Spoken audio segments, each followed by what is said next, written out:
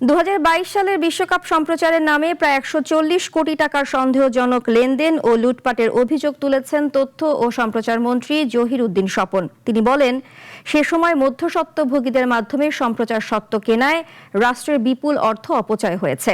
বিষয়টি নিয়ে বিভাগীয় তদন্ত শুরু হয়েছে বলে জানিয়েছেন বিটিভি মহাপরিচালক।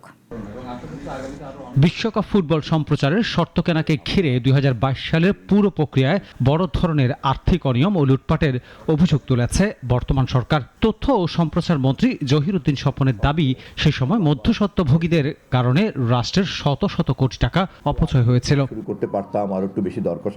দুপুরে সচিবালয় বিশ্বকাপ ফুটবল 2026-এর খেলা সম্প্রচার নিয়ে আয়োজিত সংবাদ সম্মেলনে মন্ত্রী জানান, এবার বাংলাদেশ সরাসরি ফিফার কাছ থেকে $3.85 মিলিয়ন সম্প্রচারের শর্ত কিনেছে। এরপর দেশের 4টি প্রতিষ্ঠানের কাছে সাব লাইসেন্স দেওয়ার মাধ্যমে প্রায় পুরো অর্থই ফেরত এসেছে। এমনকি সরকারের পরিশোধিত করও রাষ্ট্রীয় কোষাগারেই জমা হয়েছে। ফলে সরকারের প্রকৃত ব্যয় সীমিত হয়ে দাঁড়িয়েছে মাত্র 4 থেকে 5 কোটি টাকায়। তাহলে কোথায় সরকারের ট্যাক্সের টাকা 98 কোটি টাকা দিতে হয়েছিল, আর সেখান থেকে এবার একেবারেই আমরা মাত্র 3-4 কোটি টাকার ঘাটতিতে আছে, যা হয়তো আমরা পূরণ করে ফেলতে পারি ইনশাআল্লাহ। সরকারের দাবি, বিটিভির জন্য 98 কোটি টাকায় সে স্বত্ব কেনার পর আবার বেসরকারি টেলিভিশন ও ডিজিটাল প্ল্যাটফর্মে বিক্রি করে বড় অঙ্কের অর্থ লেনদেন হয়। সব মিলিয়ে প্রায় 140 কোটি টাকার সন্দেহজনক আর্থিক লেনদেনের অভিযোগ পাওয়া গেছে।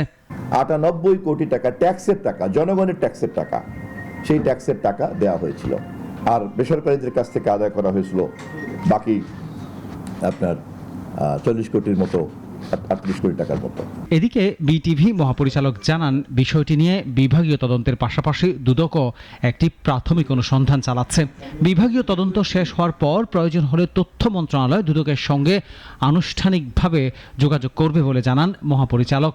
প্রাথমিক তদন্ত আমাদের ইন্টারনাল শুরু হয়েছে এবং সম্ভবত দুদকও একটি তদন্ত প্রক্রিয়া চলমান আছে।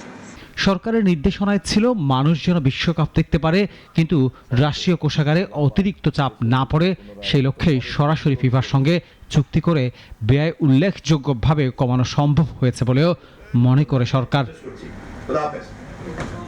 আনোয়ার হোসেন, নাগরিক, ঢাকা।